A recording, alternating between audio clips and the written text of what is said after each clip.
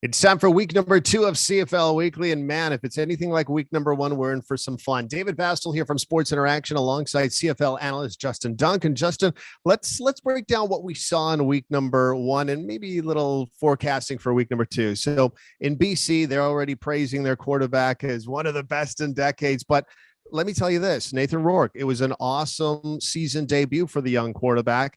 How far are the Lions on his shoulders going to go this year?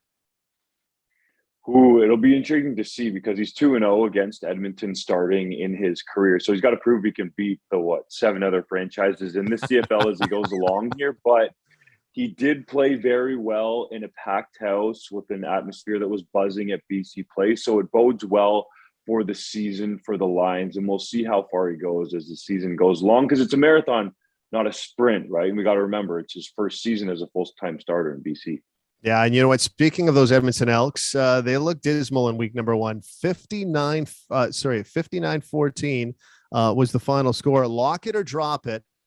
Edmonton will finish last in the West this year. Woo-hoo. I got to lock it, man. I think the Elks, talent-wise, especially on defense, are starting a lot of young guys. That's the worst defense in the West right now. I don't care if Chris Jones is coaching them. And on the flip side of it, for quarterback making his first start as a full-time starter to drop 59 on you, like that doesn't normally happen to Jones. So I think this is his rebuilding year where there's not a lot of expectations in terms of winning for Jones because it's kind of funky about a 4-year contract there. So he knows he has time.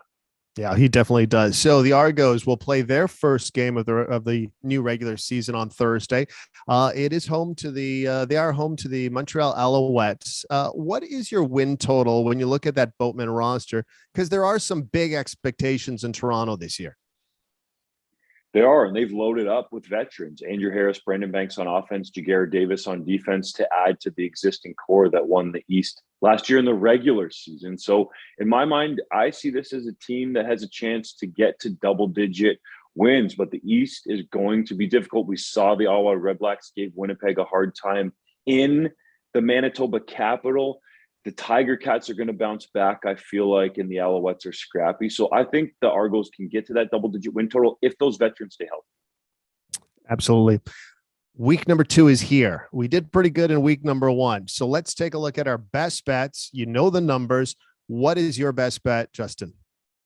Well, there's a couple that I like here, and I'm going to kind of tell you a little bit because I don't understand how the Redblacks are still pretty decided underdogs when they're going back home after playing Winnipeg at IG Field, and they should have won that game. There's a lot of talk around TD Place there amongst the coaches and the staff and the players that they let that one get away.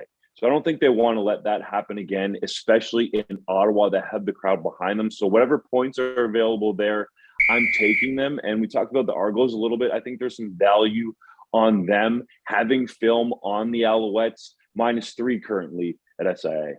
Yeah, you know what? I'm going to jump on that Argos number as well. Argos have played well against Montreal at home. They're 5-1 against the number in their last 6 games at home. Home opener, some expectations, as you mentioned as well. So I am circling the Toronto Argos to win in week number 2. On behalf of Justin Dunk, I'm David Bastl. Thanks for watching and good luck with your selections.